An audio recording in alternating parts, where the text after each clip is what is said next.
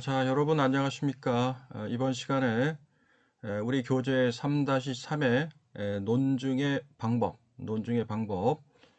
강의를 하도록 하겠습니다. 먼저 우리가 논증을 얘기할 때 논증은 크게 두 가지가 있습니다. 연역법과 기납법이죠. 먼저 연역법을 알아보도록 하겠습니다. 먼저 대전제는 자, 연역법이란 것은 대전제, 소전제, 결론, 그러니까 이렇게 구성되어 있는 것이 바로 논증입니다. 다시 말해서 논증이라고 하는 것은 전제와 결론으로 구성되어 있는 것이죠. 자, 그랬을 때 모든 사람은 죽는다. 바로 이것은 대전제에 해당합니다. 그리고 이제 소전제는 소크라테스는 사람이다가 되죠. 자, 모든 사람은 죽고 소크라테스가 사람이라면 어떤 결론이 나옵니까? 자, 그렇죠. 따라서 소크라테스는 죽는다가 나옵니다. 이와 같은 형식으로 구성된 것을 우리가 연역법이라고 합니다. 자, 그러니까 연역법이란 것은 먼저 모든 사람이 죽는다라고 하는 것을 전제하고 개별적으로 소크라테스가 죽는다라는 그러한 결론에 도달하는 것이죠. 다음으로 이제 기납법의 예를 보겠습니다. 그러니까 기납법이란 것은 연역법과 다르게 경험에 기초한 것입니다. 그래서 내가 길거리를 가다가 한 마리의 까마귀를 보게 됩니다. 그런데 그 까마귀 색깔이 검다 이거죠. 자, 그런데 10마리의 까마귀를 봤습니다. 근데 여전히 까마귀들이 색깔이 검습니다. 자, 그런데 1000만 마리 정도의 엄청나게 많은 까마귀를 봤습니다. 그럼에도 불구하고 까마귀는 검습니다. 자, 이러한 경험들을 통해서 저는 어떤 결론에 도달하게 됩니다. 그 결론은 뭐냐? 바로 모든 까마귀는 검다가 됩니다. 그래서 기납법이라는 것은 우리가 어떤 그 경험을 통해서 한 번의 경험, 두 번의 경험, 10번의 경험, 1000번의 경험, 뭐 이런 식으로 여러 번 경험을 반복함으로써 최종적으로 일반화시키는 것이죠. 모든 까마귀가 검다고요. 이것이 바로 기납법인데, 이 기납법의 약점은 뭐냐면 만약 어느 날 모든 까마귀가 검다라고 이제 우리가 결론을 내렸지만은 어느 날 그 하얀 색깔의 까마귀를 발견하게 되면은 이 기납 논증은 하루아침에 무너지게 되는 그러한 단점이 있습니다. 자, 이번 시간에는 주로 오늘 연역법과 형식적 오류를 다룰 겁니다. 먼저 전권 긍정법이라고 하는 것인데, 전권 긍정법인데, 자, 여기 지금 우리 프린트물에 보이는 것처럼 가언 명제가 있습니다. 가언 명제라고 하는 게 뭡니까? 만약 A이면 B다라는 형태의 명제, 만약 A이면 B다라는 형태의 명제, 우리는 이것을 가언 명제라고 합니다. 이때 A에 해당하는 것을 우리는 전권이라고 하고 B에 해당하는 것을 우리는 후권이라고 합니다. 자, 그렇다면 전권 긍정법이란 무엇이냐? 그랬을 때 A, 즉 전권이 참일 경우에, 그렇죠? B 역시 후권인 B 역시 참이 된다. 이것이 바로 전권 긍정법입니다. 다시 말해서 전권 긍정법이란 것은 앞에 있는 전권을 긍정하는 것, 이것을 우리가 전권 긍정법이라고 말하는 것이죠. 자, 이것을 형식적으로 표현하면 이렇게 되겠죠. 만약 A이면 B다. 자, 그런데 A다 이런 얘기죠. 바로 여기서 A다가 전권 긍정에 해당하는 겁니다. 자, 따라서 어떤 결론 나옵니까? 따라서 B다가 나오겠죠. 자, 이런 형식으로 되어 있는 것을 우리가 뭐라 그런다 그랬죠? 전권 긍정법이라고 얘기합니다. 전권 긍정법이란 것은 만약 A면 B다, A다 따라서 B다, 이런 형식으로 된 것을 우리가 전권 긍정법이라고 말하는 것입니다. 자, 그렇다면은 이 전권 긍정의 어떤 그 구체적 사례를 통해서 우리가 다시 한번 전권 긍정이라고 하는 것이 뭐냐를 살펴보겠습니다. 만약 어떤 학생이 이화여대 학생이라면 그 학생은 여자이다. 이런 이제 가언 명제가 있습니다. 자, 그런데 그네라고 하는 여학생이 있는데요. 이 여학생이 바로 이화여대 학생입니다. 자, 그렇다면 어떤 결론에 도달합니까? 바로 만약 어떤 학생이 이화여대 학생이라면, 자 근데 이 전권을 긍정하면, 즉 그네는 이화여대 학생이다 이렇게 되겠죠. 그렇다면 후권 역시 긍정되는 것이죠. 따라서 그대는 여자이다라는 결론에 도달하는 것입니다. 바로 이와 같은 어떤 논증의 형태로 되어 있는 것을 우리가 바로 전권 긍정이라고 말하는 것입니다. 자, 아시겠죠? 자, 그렇다면 이번 시간에는 다시 전권 부정의 오류의 어떤 사례를 살펴보겠습니다. 전권 부정이라고 하는 것은 우리가 수업 시간에도 한번 다뤘던 것이죠. 여러분들 아마 기억하실 겁니다. 만약 어떤 학생이 이화여대 학생이라면, 자 여기까지가 바로 전권이죠. 그 학생은 여자이다. 그 학생은 여자이다는 뭡니까? 바로 후권에 해당하는 것입니다. 자 그런데 전권을 부정합니다. 어떻게 부정하죠? 그네는 이화여대 학생이 아니다. 자 다시 말해서 전권을 부정했습니다. 자 그랬더니 어떤 결론 나옵니까? 따라서 그네는 여자가 아니다가 되겠죠. 자 이랬을 때 그네가 이화여대 학생이 아니라고 하더라도 그렇죠?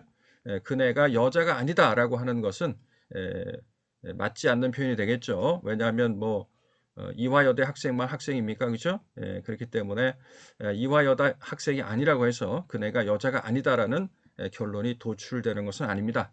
그렇기 때문에 이러한 것을 우리는 뭐라 그러죠? 전권 부정의 오류라고 얘기하는 것입니다. 전권 부정의 오류 아시겠죠?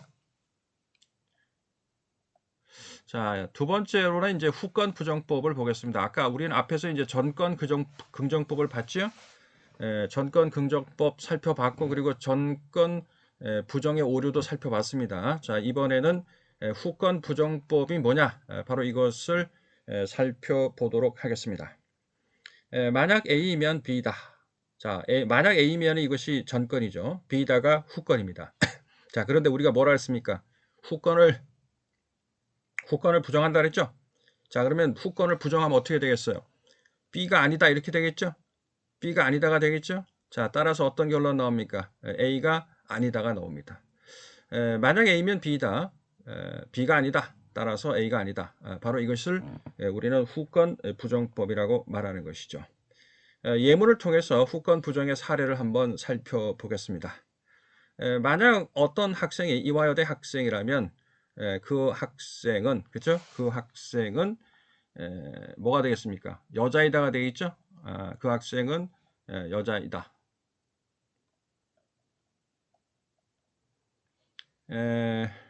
철수는 여자가 아니다.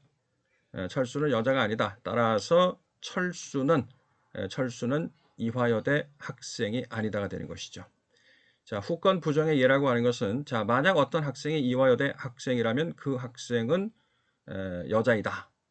자, 그런데 철수는 여자가 아니다. 철수는 여자가 아니다. 그래서 후권을 부정했죠. 철수는 여자가 아니다. 이렇게 후권을 부정했습니다. 자, 그랬더니 어떤 결론 나옵니까? 따라서 철수는 이화여대 학생이 아니다. 바로 이것을 우리는 후권 부정법이라고 말하는 것입니다. 자, 그렇다면 후권 긍정의 오류의 어떤 사례를 살펴보겠습니다. 만약 어떤 학생이 이화여대 학생이라면, 자, 여기까지가 전권이죠. 만약 어떤 학생이 이화여대 학생이라면 전권입니다. 후권은 어떻게 됩니까? 그 학생은 여자이다가 되겠죠. 그 학생은 여자이다. 자, 이러한 가온 명제가 있다고 했을 때, 자, 후권을 한번 긍정해보죠. 후권을 긍정하면, 자, 그 학생은 여자애들을 긍정하면, 그네는 여자이다라고 우리가 얘기할 수 있겠죠. 자, 그네가 여자이다라고 후권을 긍정했더니 어떤 결론이 나오냐면, 따라서 그네는 이화여대 학생이다 이렇게 되겠죠. 자, 그네가 여자라고 하더라도 그렇죠. 반드시 그네가 이화여대 학생이라고 말할 수는 없죠. 그렇기 때문에 바로 이런 후권을 긍정했을 때 발생하는 오류를 우리가 살펴봤습니다. 자, 세 번째로는 가언 산단 논법이라고 하는 것을 한번 살펴보겠습니다. 이 산단 논법이라고 하는 것은 사실 누가 만든 거냐면 고대 그리스 철학자인 아리스토텔레스가 만든 겁니다. 아리스토텔레스의 논리학에 3단 논법이라고 하는 것이 있죠. 아까 전에 제가 처음 강의를 시작할 때 여러분들에게 연역법을 갖고 설명했었죠. 그때 연역법 갖고 설명한 게 뭡니까? 모든 사람은 죽는다. 소크라테스는 사람이다. 그러므로 소크라테스는 죽는다. 바로 이것이 아리스토텔레스가 만든 유명한 3단 논법이 되겠습니다. 자, 그렇다면 구체적으로 가언 상담 논법이 뭔지를 한번 살펴보겠습니다.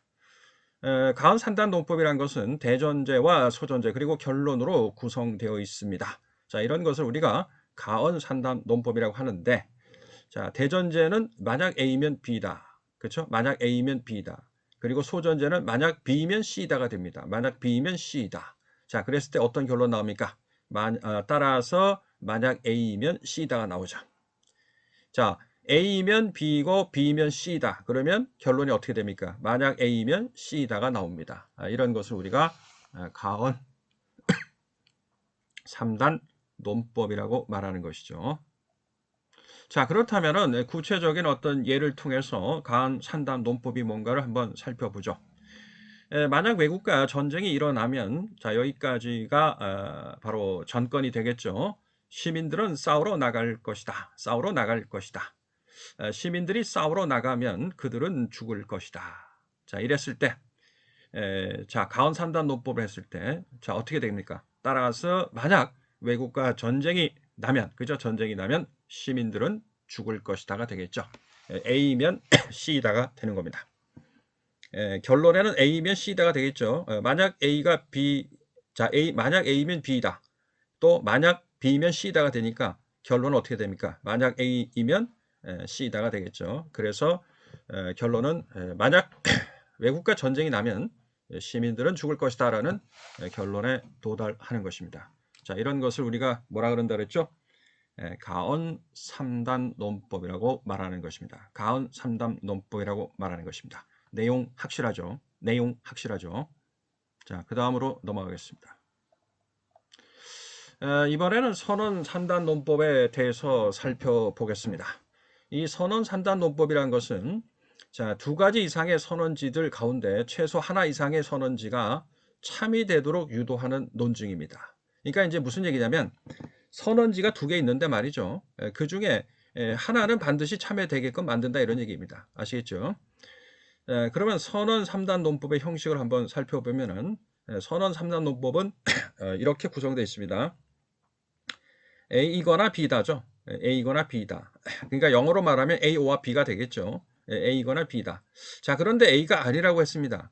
자, A 아니면 B인데 말이죠. A가 아니라고 했으니까 당연히 어떤 결론 도달합니까? 따라서 B다가 되는 것이죠. 왜냐하면 A나 B 둘 중에 하나거든요. 그렇죠? 둘 중에 하나인데 A가 아니라고 했단 말이에요. 그러면 어떻게 됩니까? 결론은 B다가 되는 것이죠. 이런 형식으로 구성된 것을 우리는 선언 3단 논법이라고 하는 겁니다. 아시겠죠? 자, 그렇다면은 선언 3단 논법을 좀 구체적인 사례를 가지고 우리가 좀 이해하기 쉽게 한번 다시 한번 접근을 해 보겠습니다. 그리마는 식물이거나 동물이거나 무생물이다. 자, 식물 또는 동물 또는 무생물 이렇게 했겠죠. 그러면 결국 그리마라고 하는 건 뭐예요? 셋 중에 하나다 이런 얘기 아닙니까? 그렇죠? 자, 셋 중에 하나입니다. 자, 그런데 그리마는 식물이 아니라고 했습니다. 그리고 또 그리마는 무생물이 아니라고 했습니다. 자, 그렇다면 셋 중에 하나인데 식물도 아니고 무생물도 아닙니다. 그러면 결론 뭐 됩니까? 그리마는 동물이다가 되는 것이죠. 이해하시겠죠? 자, 그리마는 셋 중에 하나죠. 식물 아니면 동물 아니면 무생물이죠. 그런데 식물도 아니라고 했고 무생물도 아니라고 했죠. 자, 그래서 결론이 뭡니까? 따라서 그리마는 동물이다. 이런 식의 결론이 도출되는 것. 이런 형태를 띈 논법을 우리는 뭐라 그런다 그랬죠? 선언 3단 논법이다. 이렇게 얘기하는 겁니다. 선언 3단 논법이다. 이렇게 얘기하는 겁니다. 자, 여러분들 이해하시겠죠? 자, 그 다음으로 살펴보겠습니다. 이번에는 이제 잘못된 선언 3단 논법의 한번 사례를 보죠. 이것은 이제 결국은 이제 잘못된 선언 3단 논법이란 건 뭐냐면 오류를 범하고 있다 이런 얘기입니다. 오류를 범하고 있다 이런 얘기죠. 자, 그렇다면 구체적인 어떤 예물을 통해서 어떤 오류를 범하고 있는지 한번 살펴보겠습니다. 철수는 매일 아침 조깅을 하거나 수영을 한다. 자, 조깅 아니면 수영한다 이거죠. 그죠? 둘 중에 하나 하는 겁니다. 조깅하든지 아니면 수영하든지. 자, 그런데 철수는 오늘 아침 조깅을 했습니다. 자, 철수는 매일 아침 조깅하거나 수영하는데 오늘 아침에 조깅을 했으면 어떤 결론 나옵니까? 따라서 철수는 오늘 아침 수영을 하지 않았다 이렇게 나오겠죠. 자, 그런데 실제로 철수가 그날 컨디션이 좋아가지고 조깅도 하고 수영도 했었을 가능성이 있습니다. 그렇죠? 아침 조깅을 했다고 해서 반드시 수영을 하지 않았다라고 하는 결론을 도출할 수는 없는 것이죠. 자, 이런 것을 우리는 뭐라 그러죠? 잘못된 선언 3단 논법이라고 얘기하는 겁니다. 자, 이번에는 양도 논법에 대해서 알아보겠습니다. 양도 논법에 대해서 알아보겠습니다. 이